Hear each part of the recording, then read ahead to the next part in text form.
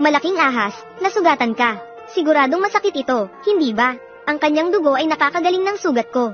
Sinabi sa telebisyon. Pagtanaw ng utang na loob sa pamamagitan ng pag-aalay ng sarili. Hintayin mo akong lumaki.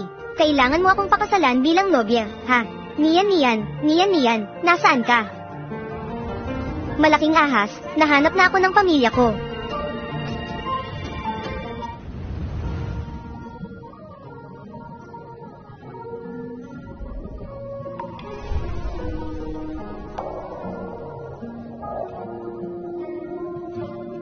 Ang munting nobyo ko. Huwag mong kalimutang pangako natin. 2,000 years later.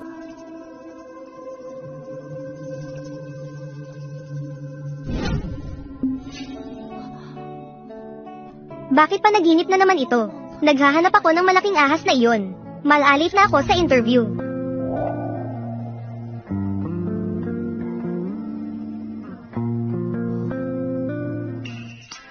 Itong Zenlin Group, talaga namang, ang pinakamalaking multinasyonal na kumpanya sa Hsieh. Talagang marangya. Narinig ko ang CEO ng Zenlin, si Ji Zemiang.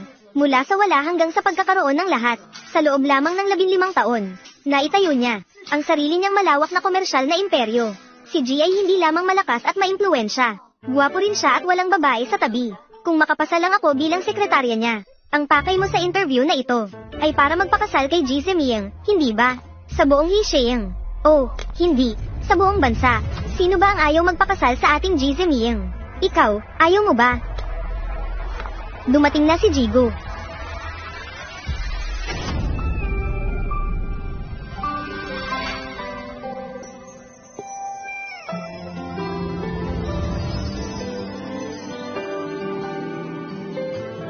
Ang gwapo niya.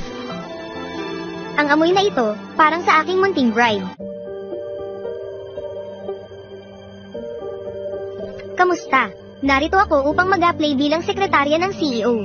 Ako si Lin Yan. 23 taong gulang ako ngayong taon. Kakatapos ko lang magtapos mula sa Qingbei Foreign Language University. Mas naging kaaya-aya ka habang tumatanda. Iyan ang buod ng aking personal na karanasan. Bumalik ka na lang at hintayin ang abiso. Hindi ba ako napili? Jigo, maaari ba akong maging sekretarya mo? Ano ang kakayahan mo upang magampanan ang trabaho bilang aking sekretarya? Kahit nakakatapos ko lang sa kolehiyo. Nasa top 10 ako ng aking kurso. Bukod pa rito, mabilis akong matuto. Maaari mo akong turuan upang maging ang sekretaryang nais mo. Talaga ba?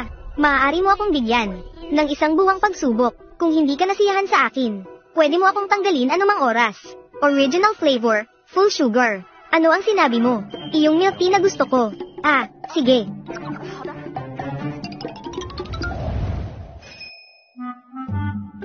Jigo, narito na ang milk tea mo.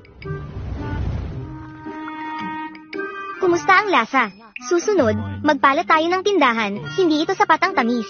Ah, sige, mukhang malamig si Jigo, pero paborito pala niya ang milk tea. Dadalhin kita sa iyong desk, hindi na kailangan. Dalhin ang desk niya sa loob ng opisina ko. Mula ngayon, magtatrabaho ka sa tabi ko. Sige po. Ang pagiging sekretarya ko ay hindi dapat mukhang api.